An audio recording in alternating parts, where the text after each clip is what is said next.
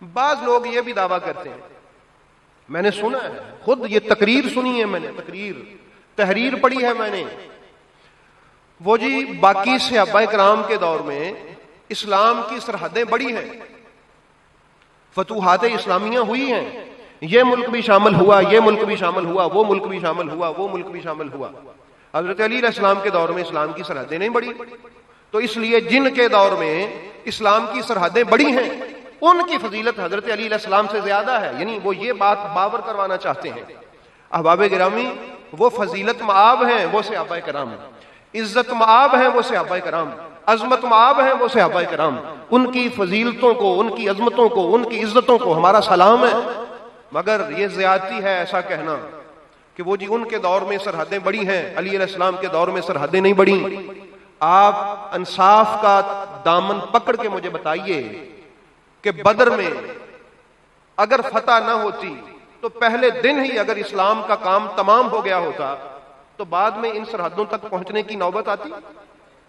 بتائیے مجھے بھئی، آپ انصاف کریں نا، آپ لوگ بھی تو کوئی کامن سینس رکھتے ہیں کہ نہیں رکھتے؟ کوئی عقل شعور کچھ ہے آپ سب کے پاس کہ نہیں ہے نا؟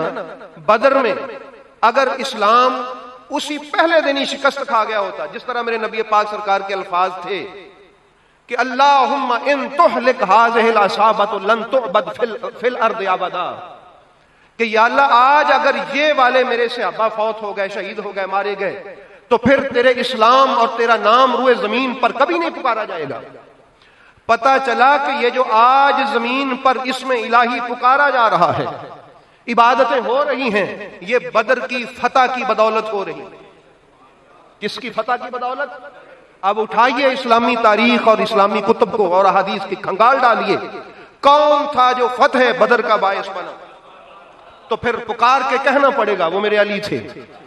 اور اس کے بعد دوسری جنگ ہوئی، احد کی جنگ میں حالات یکدم ابتر ہو گئے، حالات خراب ہو گئے، فتح یکدم شکست میں بدل گئی۔ مسلمان جیتے ہوئے تھے، ان کا پلڑا جو تھا وہ ہلکا ہو گیا۔ اور پھر ہوا کیا کہ جس درے پر نبی کریم علیہ الصلوۃ والسلام نے صحابہ کرام کو کھڑے ہونے کا کہا تھا، وہ اس وقت مسلم اپنی فتح کو یقین کر کے کہ فتح ہو چکی ہے، اب کچھ نہیں ہونے والا، ان سے نبی کریم علیہ الصلوۃ والسلام کی یہ بات ان کے ذہنوں سے نکل گئی کہ ہمیں کھڑے ہونے کا کہا تھا۔ بہرحال جو بھی ہوا، انہوں نے جب وہ جگہ چھوڑ دی تو کفار نے جب پیچھے سے حملہ کیا، پشت کے پیچھے سے مسلمانوں پر کیا کر دیا؟ حملہ کیا، تو مسلم فوج کے پاؤں اکھڑ گئے، بکھلاہٹ کا شکار ہو کر۔ آپ اور میں ہوتے تو شاید اس سے زیادہ بکھلا جاتے۔ دیکھیں نا، آپ کا منہ ادھر کی طرف ہے، اب پیچھے سے کوئی بندہ آ کے 1000 بندہ وہاں سے حملہ کر دے آپ کے اوپر، بتائیے مجھے کیا ہوگا؟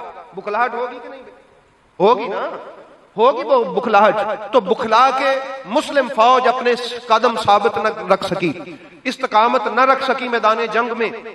اب بکھلاہٹ میں جس کا جدھر منہ آیا اس نے ادھر کی طرف رخ کیا، اور اللہ رب العالمین کہ وہ سپاہی جو اسلام کی عظمت کے لیے جھنڈا اٹھا کے نکلے تھے، ان کو ہمارا سلام ہے، وقتی طور پر وہ استقامت نہ دکھا سکے۔ تو احباب گرامی قدر، پھر ایک ایسا بندہ تھا جو اس وقت بھی کتنے کفار کے سامنے میرے نبی پاک کی حفاظت کے لیے یوں طواف کر رہا تھا میرے نبی پاک کی ذات کا، جس طرح حاجی کعبہ کا طواف کرتا ہے۔ حضرت ابوبکر صدیق کے الفاظ ہیں کہ جب میں آیا تو میں نے دیکھا کہ ایک مرد اکیلا میرے نبی کا دفاع کر رہا تھا، اور وہ کون تھے؟ مولا کائنات مولا علی علیہ السلام تھے، جس نے اس وقت بھی نبی اسلام کی حفاظت کے لیے جس کو اللہ نے چنا وہ میرے علی علیہ السلام تھے۔ تو احباب گرامی قدر، اس وقت نبی پاک کی اللہ نے جو حفاظت فرمائی وہ علی کے ذریعے سے فرمائی۔ کس کے ذریعے سے فرمائی؟ علی علیہ السلام کے ذریعے سے فرمائی۔ تو اب آپ مجھے فیصلہ کر کے بتائیے کہ اس وقت خدا نہ خواستہ اگر ایسے ہو جاتا جو حالات بنے ہوئے تھے، اسلام باقی رہتا؟ اسی لیے میرے نبی کریم علیہ الصلوۃ والسلام نے فرمایا تھا کہ احد میں علی کی لڑائی، یہ حدیث پاک ہے، میری ساری امت کے اعمال ایک طرف رکھ دیے جائیں، احد میں میرے علی کی جنگ کے وہ لمحات جو اس نے اکیلے لڑی ہے ساری امت کے عملوں سے افضل ہے۔ علی علیہ السلام نہ ہوتے تو اسلام کا سلسلہ رک جاتا کہ نہیں رکتا؟ بھئی رک جاتا نا، آپ کوئی اس میں کوئی ایسی گھبرانے کی بات نہیں ہے، رک جاتا۔ تو یہ جو اسلام آگے چلا عہد میں، عہد کے بعد، یہ علی علیہ السلام کے وجود کا صدقہ تھا۔ پھر کوئی ایک جنگ ہوئی خیبر میں تو ایسا سلسلہ تھا کہ صحابہ کرام رضوان اللہ تعالی علیہم اجمعین نے بڑی جانفشانی سے، بڑی کوشش سے، بڑی تگ و دو سے اسلام کا پرچم سر بلند کرنے کے لیے بار بار حملے کیے، لیکن ان کے مقدر میں جانا ضرور تھا، حملہ کرنے کی عظمت ضرور تھی، اور اسلام کی خاطر پرچم لے کے نکلنے کی سربلندی ان کے مقدر میں ضرور تھی، لیکن فتح خیبر کی ان کے مقدر میں نہیں تھی، وہ علی کے مقدر میں تھی۔ کہ جب وہ مذاق اڑانے لگے، اتنے دن گزر گئے کہ جب ان کو یقین ہو گیا کہ اب نہیں مسلمانوں کو فتح ہونے والی، تب میرے نبی پاک نے فرمایا تھا کہ کل لأعطین الرایۃ غدا رجلا کرارا غیر فرار یفتح اللہ تعالی علی یدیہ یحب اللہ ورسولہ ویحبہ اللہ ورسولہ، ایسے مرد میدان کو کل جھنڈا پکڑا کے بھیجوں گا جو کھڑا ہونے والا ہے، جو واپس لوٹ کے آنے والا نہیں ہے، جو بار بار پلٹ پلٹ کے حملے کرنے والا ہے، کرارن جو کبھی بھی غیر فرار ہے، جو واپس نہیں آئے گا، اللہ اس کے ہاتھ پہ کل کو فتح عطا فرمائے گا، اور وہ اللہ اور اس کے رسول کا محبوب ہے، اور اللہ اور اس کا رسول اس کے محبوب ہے۔ تو احباب گرامی، آپ انصاف سے بتائیے کہ اگر خیبر میں بھی بات رک جاتی تو یہ اسلام کو ترقی ہوتی؟ تو یہ کون ہے جو بار بار اسلام کی ترقی کا باعث بن رہا ہے؟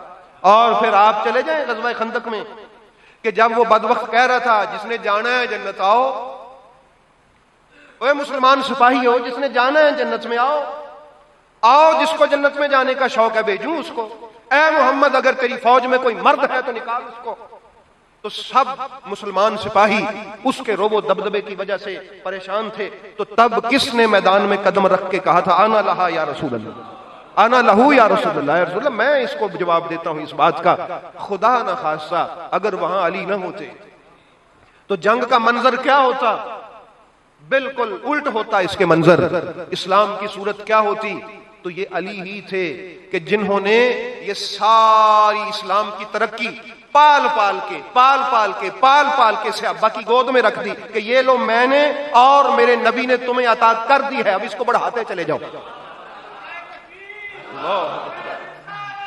رسول اللہ، مسئلہ سمجھ آ گیا ہے نا؟ کہتے ہیں جی علی علیہ السلام کے دور میں فتوحات نہیں ہوئی، بھئی یہ جتنی بھی فتوحات ہو رہی ہیں یہ علی کا صدقہ ہی تو ہو رہی ہیں۔ اگر علی نہ ہوتے تو بدر میں فتح کیسے ہوتی، احد میں کیسے ہوتی، خیبر میں کیسے ہوتی، خندق میں کیسے ہوتی، اور جنگوں میں کیسے ہوتی؟ یہ علی علیہ السلام ہی تھے جن کی بدولت یہ فتوحات ہوئی ہیں۔ اور اگر کوئی ایسا کہتا ہے تو وہ اندھا ہے، اس کی آنکھیں کام نہیں کرتی کہ وہ حق کو دیکھ سکے کہ یہ جو بعد میں صحابہ کرام کے ہاتھوں پہ اسلامی فتوحات ہو رہی ہیں یہ علی علیہ السلام نے جو پہلے بنیاد بنا کے دی ہے اسی بنیاد پہ تعمیر کی جا رہی ہے، اسی بنیاد پہ تعمیر کی جا رہی ہے۔ کون ہے جو میرے علی علیہ السلام کی ہمسری کر سکے، ان کی برابری کا دعویٰ کر سکے؟